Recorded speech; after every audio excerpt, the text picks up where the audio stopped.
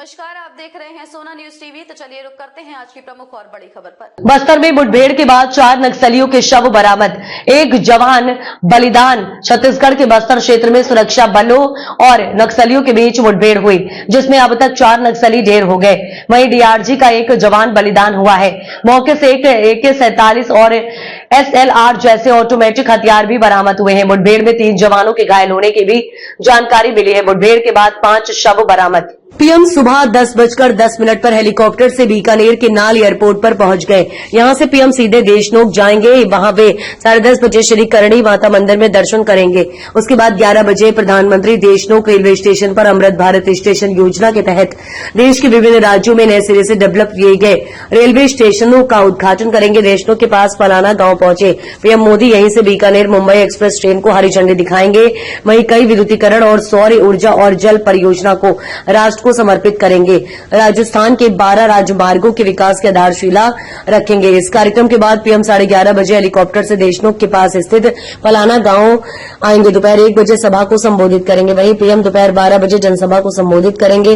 दोपहर 1 बजे प्रधानमंत्री बीकानेर से दिल्ली के लिए रवाना होंगे। पीएम मोदी की विजिट को देखते हुए सीएम भजन लाल शर्मा समेत अन्य मंत्री और आला अधिकारी पहले ही बीकानेर और देशनोक और पलाना तक चप्पे चप्पे पर कड़ी सुरक्षा व्यवस्था की गई है। पीएम मोदी की राजस्थान यात्रा को लेकर बीजेपी खासा उत्साहित है।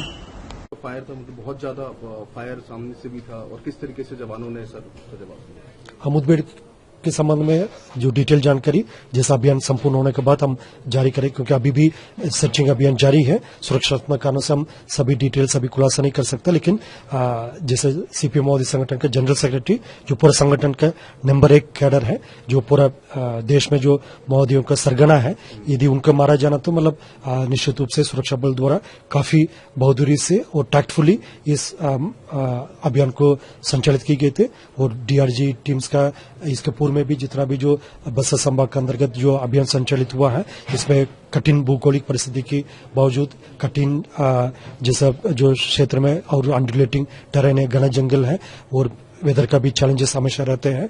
यदि तेज गर्मी रहते नहीं तो बरसात के सीजन रहते, इन तमाम चुनौतियों के बावजूद डीआरजी टीम्स ने इसके पूर्व में भी काफी उल्लेखनीय कार्य किया। और वर्ष 2024 में देखा जाए तो मतलब लगभग 6 दंडकारण स्पेशल जोनल कमेटी के कैडर्स का डेड बॉडी अलग अलग मुठभेड़ के पश्चात रिकवर किए गए थे।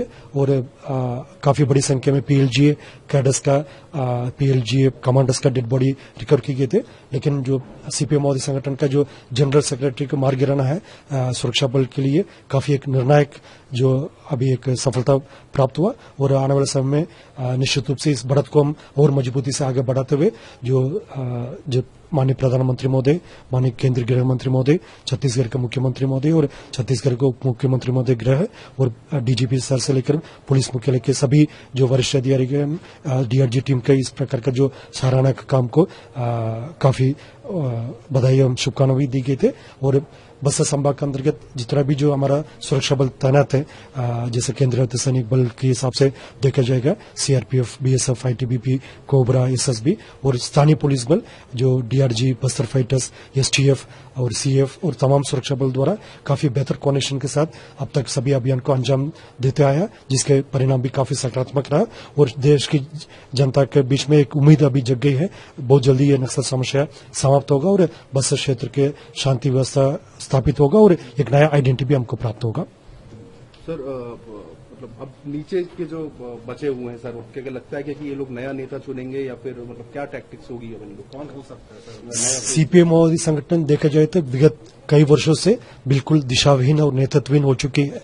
डीकेएसएफसी जो सचिव रमानाम की मृत्यु के पश्चात कई वर्षों तक वो अपना जनरल सेक्रेटरी डीकेएसएफसी के लिए घोषित नहीं कर पाए थे।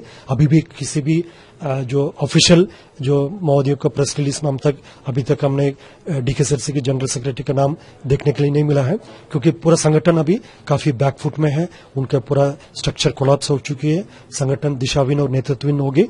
इसलिए हमें कोई उम्मीद नहीं, अभी संगठन रिव्यू कर सकता है और जैसा शेष अन्य जितना भी जो उनका लीडरशिप है वो हमारा टारगेट में है और बहुत जल्दी उनका भी सफाई हमारा सुरक्षा बल सदस्य द्वारा की जाएगी, इसमें किसी प्रकार का कोई संदेह नहीं।